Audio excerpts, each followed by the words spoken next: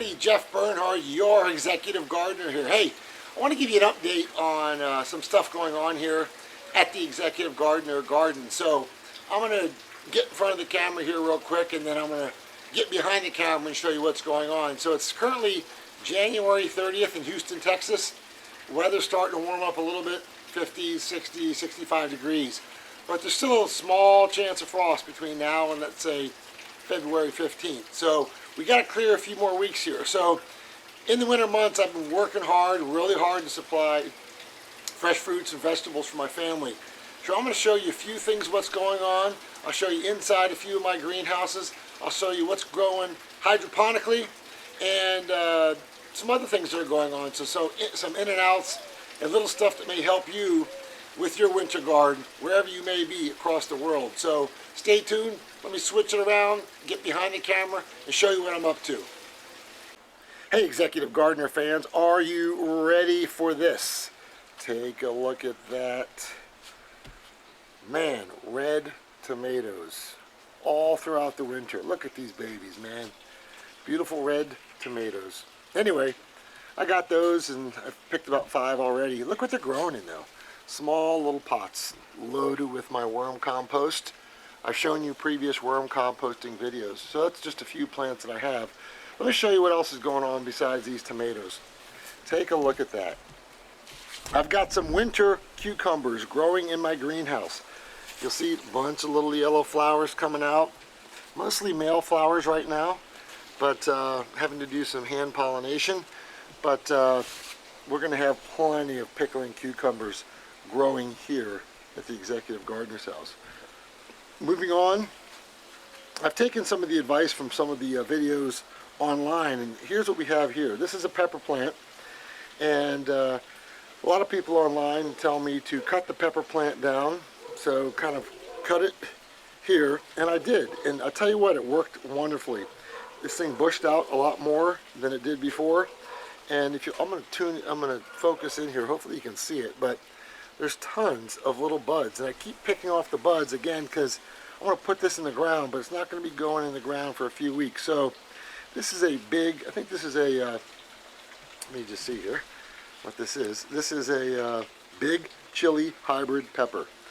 And then over here we have another pepper plant. I did the same thing, it did very well.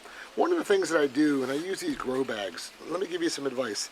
If you don't use grow bags, fabric grow bags, start using them, because the roots get air to them, and they do fabulously. So it's called air pruning. So what I do is, obviously this pepper plant doesn't use the whole bag here, so I've actually planted in some radishes. So these are some French breakfast radishes.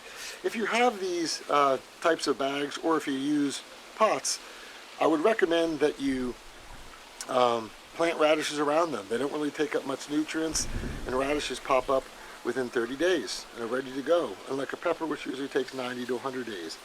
So here's something else that I got going on. I've got some Cabernet and Chardonnay vines, or clippings. So I took the clippings and I stuck them in a Ziploc bag. I put water at the bottom, I wrapped them with a paper towel. Looky here. These things are starting to bud. These grapevines are starting to shoot out, and they're starting to be cloned here.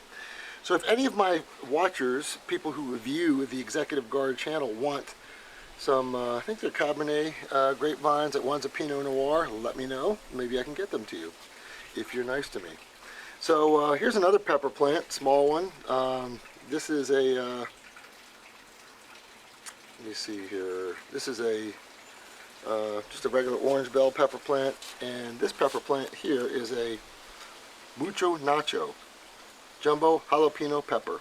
So again, same thing, I clipped these down, they're starting to bush out. These are a little bit younger, but that's just a little bit what's going on. Next, I'm going to show you my indoor greenhouse. Remember, I showed you this before.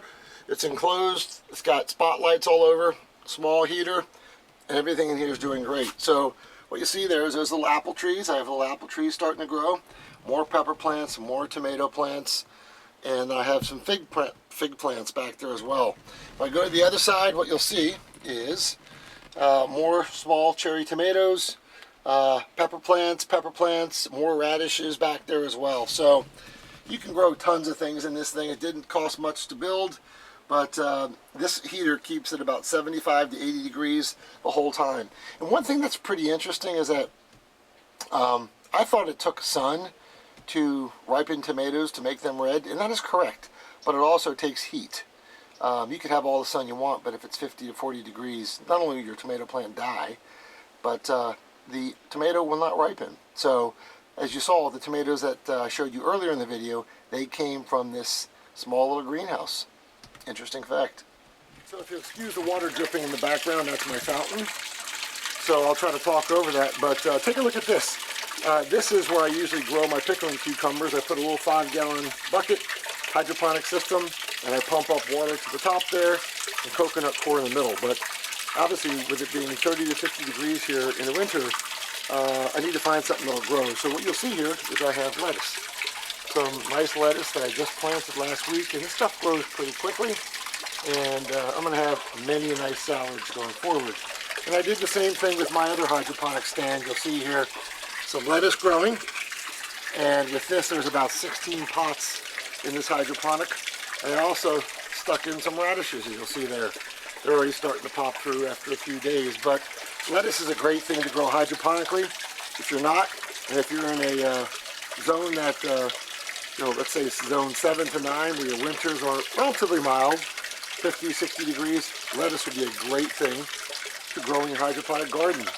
This hydroponic tower goes off about 1 minute every hour, and then soaks the plants. It drips down to the basin, and it pumps it up again every hour, keeping the nutrients going through these plants. So these things are actually growing relatively quick, and you can see they're very healthy. So what you're looking at here is my 3-in-1 apple, pear, and peach tree. Look how pretty that is. You know what that means? These little buds? That means my hybrid pear, apple, and peach tree is going to bloom soon. So the flowers are already starting to come out, which is a good sign. As long as we don't have too much frost, we're going to have a great batch of apples and peaches this year. So wanted to share that with you, but that is absolutely beautiful. Take a look at that. So everybody, that's a quick and dirty episode from your executive gardener. Before I leave, I'll leave you with 2 other things. If any of my viewers or my subscribers grow radishes, let me show you these 2. They're kind of cool. This one is called a China winter rose radish. Look how big that thing is. It takes a little bit longer, about 40 days, but it's supposed to be really good. But look how rich the color is in that thing. The green. It's going to be some yummy eats there. And the other one is this white daikon long radish. So this one's growing as well. So this thing I think takes a little bit longer. But hope you enjoyed this quick episode. Remember, with the executive gardener, my job as I see it, is to teach you all how to grow your own healthy food and be healthy. The executive gardener, just like most of these stations on YouTube, are about teaching each other, learning from each other. We all make mistakes, we just don't want to make them twice. So this is Jeff Bernhard, your executive gardener. Hope you enjoyed this quick episode wherever you are in the world. Please forward this video to your friends that may be interested in learning about gardening. Until next time, signing out, the executive gardener out.